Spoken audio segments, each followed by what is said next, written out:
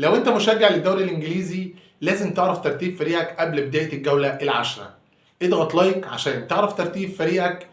المركز الاول في الدوري الانجليزي مانشستر سيتي ب 23 نقطة، ليفربول في المركز الثاني وبفارق نقطة وحيدة ب 22 نقطة. المركز الثالث الارسنال برصيد 18 نقطة، والمركز الرابع استون فيلا بنفس الرصيد 18 نقطة. المركز الخامس تشيلسي برصيد 17 نقطة.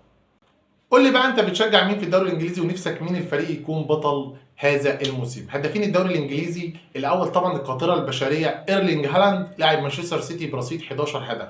المركز الثاني بريان امبيومو لاعب فريق برينتفورد برصيد 8 اهداف. المركز الثالث لاعب نوتنغهام فورست كريس وود برصيد 7 اهداف. المركز الرابع لاعب تشيلسي كول بالمر اللي عامل موسم عالي قوي الموسم ده برصيد 7 اهداف. داني ويلبيك ومحمد صلاح كل منهم 6 اهداف.